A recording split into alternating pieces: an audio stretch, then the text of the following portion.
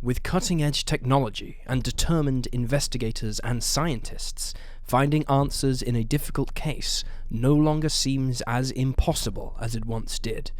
Though reopening old wounds and shattering the hopes of loved ones is tremendously hard, it is important to bring answers and justice to unsolved cases. Join us for today's episode as we examine 3 cold cases that were recently solved.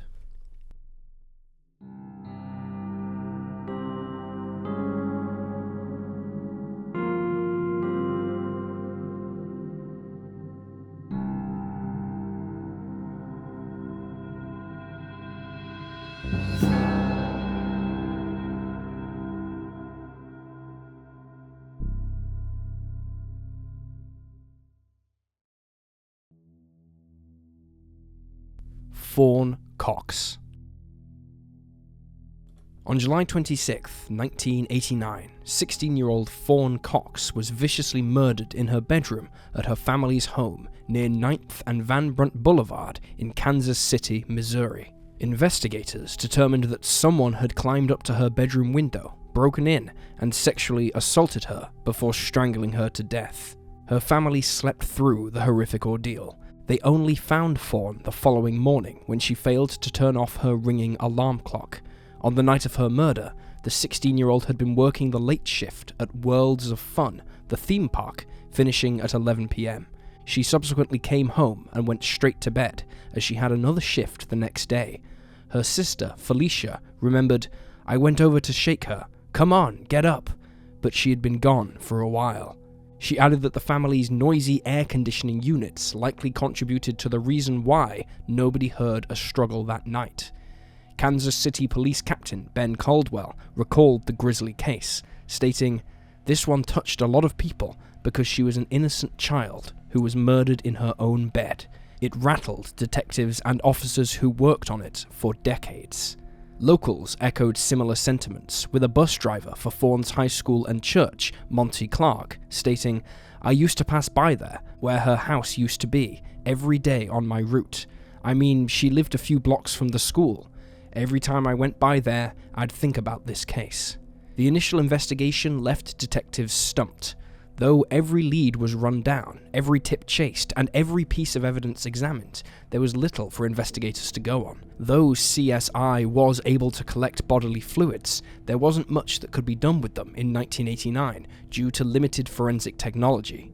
Still, the evidence that was collected was put into storage for future testing, and though the official investigation eventually went cold, Fawn's family never stopped fighting for justice.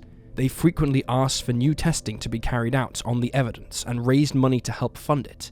They also put up billboards throughout the area, asking for tips and offering reward money. Shortly after Fawn's death, 3 teenagers came to the attention of investigators. Before long, the trio were charged with her murder, while one was even held for 8 months before DNA testing came back inconclusive and the boy was released. The remaining charges were eventually dropped after a key witness recanted their statement. The teens, for their part, pointed their fingers at the 9th Street Dog Gang, a group of young men who'd been causing trouble in the neighborhood. Monty Clark recalled, "There was a lot of activity going on back then. He observed that during this time, lots of people were going missing in the city. Monty's own neighbor, Tracy Snow, disappeared in 1984, never to be seen again. Her case has never been solved." In 2000, forensic advancements allowed investigators to pull a DNA profile from the bodily fluids left behind at the crime scene. Though the profile was entered into the CODIS database, there was no match. For decades, the case went cold again. In 2018, investigators re-interviewed the teenage suspects from the time of the murder, but DNA soon ruled them out of the case. Then in 2020, a break finally came. In November of that year, investigators announced that they had identified Fawn's killer using genealogy testing. This was the first time that a murder case had been solved by the Kansas City Police Department using such techniques. The name of the perpetrator was Donald Cox Jr., Fawn's own cousin, who was 21 at the time of the killing. He died in 2006 from an overdose. Initially, his death was thought to be suspicious, and even though the coroner later ruled that it wasn't, some of his blood had been kept aside. It was used to concretely tie Cox to Fawn's death. After learning of the breakthrough, Fawn's family was said to be sad but relieved. They had reportedly had their suspicions of Fawn's cousin over the years.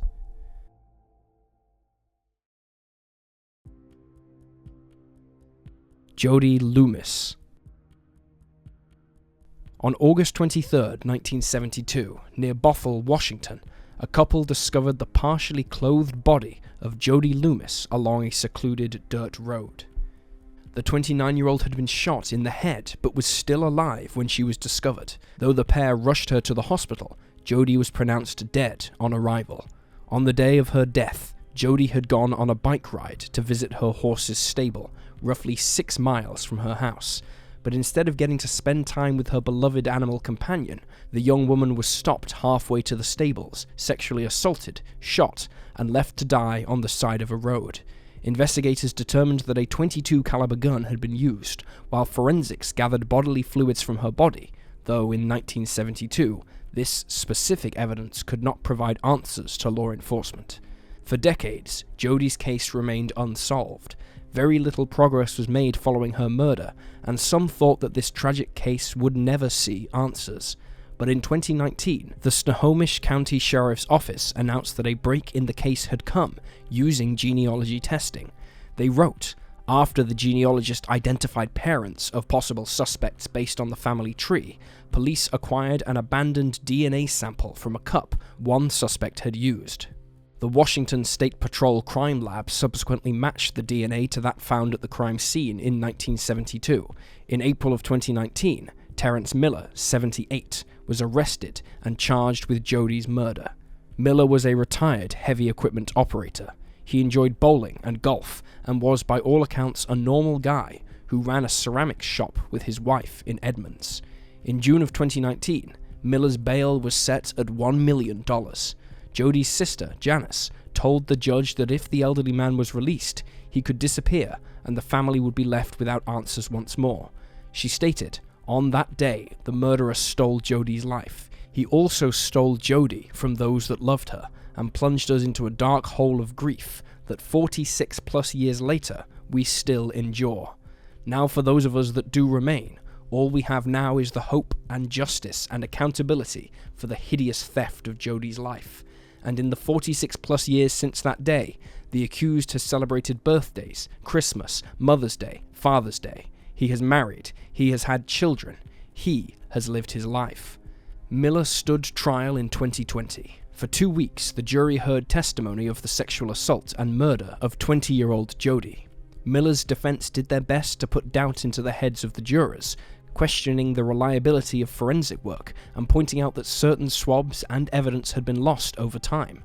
The prosecution argued that this wasn't odd for an almost 50-year-old case. The defense further alleged that the FBI had not even noticed the semen stain on Jody's boot, which had helped identify her killer. They suggested that it had been planted there years later, and also alleged that early forensic work on the case had been sloppy, stating, "The point is that this sloppiness, this carelessness, calls into question the reliability of their testing, and the problem is that the unchecked, unreliable, sloppy testing is the foundation of all the forensic evidence in this case."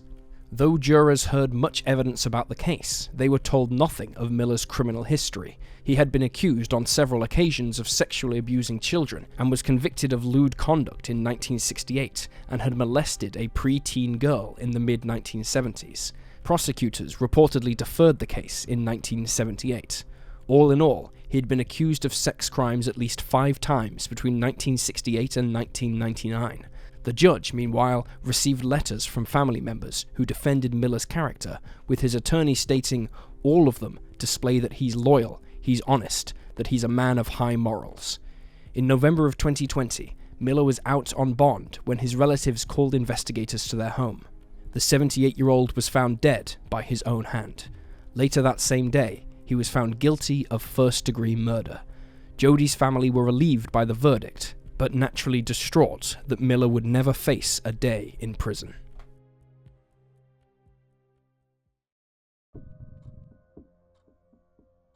Luis Albino. Luis Armando Albino was born in Puerto Rico in 1945. One of 6 children, he moved with his family to West Oakland, California in 1950, where his whole life, and those of his loved ones, would be flipped upside down just 1 year later. On February 21st, 1951, Luis spent time playing at the nearby park with his older brother, Roger, who was 10. While they were having fun together, they were approached by a woman who was described as being in her 30s and wearing a red bandana. The woman began a conversation with the children in Spanish and promised Luis that if he came with her, she would buy him sweets. The little boy, not knowing any better, agreed to go. Roger would later recall that he followed the pair for a while before he decided to return home and alert his parents as to what was happening. By the time the family returned to the scene, Luis and the woman were gone. The Oakland Police Department were in charge of the investigation, and they immediately launched a search for the missing 6-year-old.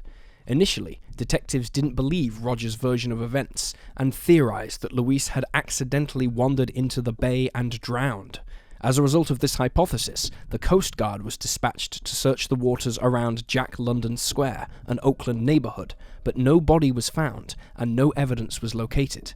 Later, the San Francisco Bay and numerous other bodies of water were searched too, but to no avail. The investigation into Luis's disappearance was short-lived, with investigators finding nothing to indicate where the boy had gone. Antonia, Luis's mother, continued to put pressure on the police force to find her son. She visited the Missing Persons Bureau at first on a daily basis. As time passed, she would go weekly, then monthly, and eventually yearly. As her English was poor, she always came in the company of one of her children or neighbors. For over a decade, the case lay dormant, though renewed interest came in 1966. Since Luis would now be 21, his family wondered if perhaps they would find a record of him in the military. Though they visited Puerto Rico in an effort to locate him, there was no sign of him there either. Lieutenant Dominic DeFraya of the Oakland Police told the media in 1966, "This is a rare situation when a boy disappears and doesn't eventually show up, alive or dead. I'd give an awful lot to find out why." With no success finding Luis in 1966, the case once again went cold. For decades, there was no movement. Finally, in 2020, 63-year-old Alida Alkin decided to take a DNA test just for fun. Alida was aware that she had an uncle who'd gone missing as a boy because it was openly discussed by her family members.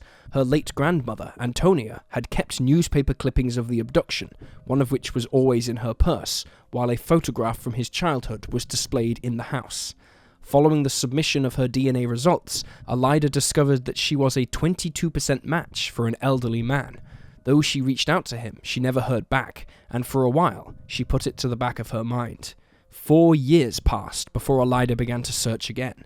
She visited the Oakland Public Library and looked at old Oakland Tribune articles, which featured photographs of Roger and Luis. As she and her daughters looked for more information about the man she'd matched with, they came to the conclusion that he was Luis Albino, her long-lost uncle. Following this, Alida reached out to law enforcement. Now equipped with new information and technology, the Oakland PD combed through information about the potential match and collected DNA samples from his living siblings. Though they repeatedly reached out to the man and his family, they didn't hear back, so they asked the FBI to dispatch agents to his place of residence.